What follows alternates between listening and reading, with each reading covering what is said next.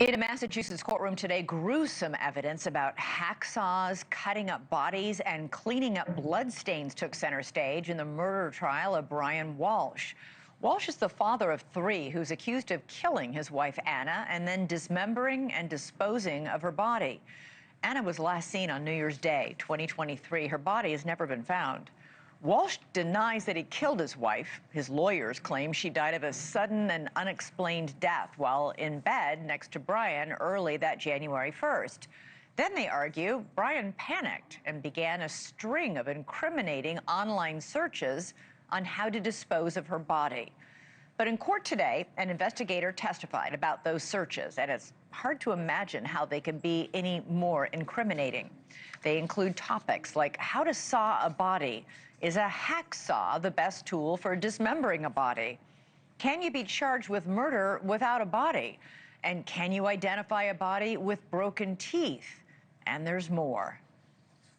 Best ways to dispose of a body - Google search. The title for this one is 10 ways to dispose of a dead body, in parentheses, if you really need to. How long before a body starts to smell? How long for someone to be missing to be dead? How long does DNA last?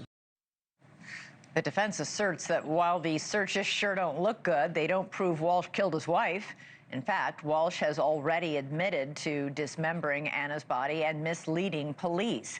He insists they were happily married and that he wanted to spend the rest of his life with her. His team is arguing he just lost it after suddenly finding her dead, even though there is also evidence that Anna was having an affair behind his back and Brian was having financial difficulties. Not to mention, Anna had a $2.7 million life insurance policy.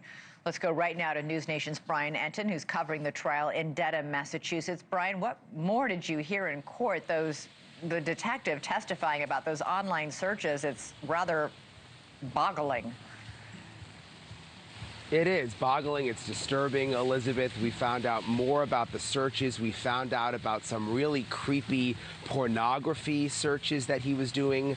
We were sitting right behind Brian Walshe's mother, which was just kind of awkward because you're hearing the detective describe all of these things and she's sitting right there. Brian Walshe actually just a couple of minutes ago left the courthouse. They took him out through a back door. He was in his suit, but he was shackled. I managed to ask him a couple of questions just a few minutes ago. Look at this, Elizabeth.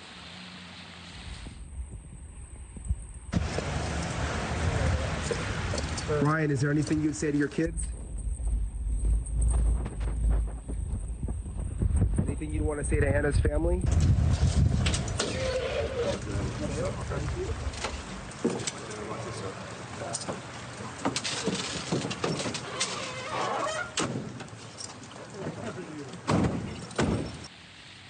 So it's kind of small town here, Elizabeth. They just bring him out the back door and they put him in the van and they take him back to the jail for the night, and then he'll come back to court tomorrow morning.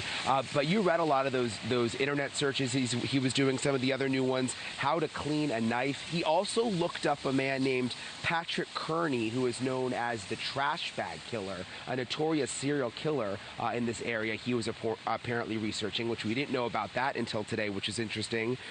And then all sorts of searches about divorce, hiring divorce attorneys, the best divorce attorneys for men, which is important because remember, the defense is saying, oh, this was this happy marriage. The prosecution seems to be pointing to the motive being that they were unhappy and that there was a divorce lingering, and he was researching divorce, which seemed important.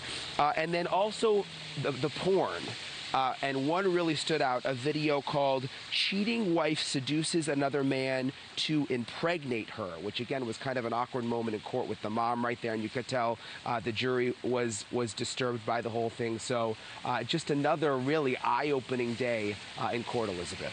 All right, Brian Entin, thank you so much. Thank you for watching. Subscribe below and download our NewsNation app right now on your phone, and you will get fact-based, unbiased news for all Americans.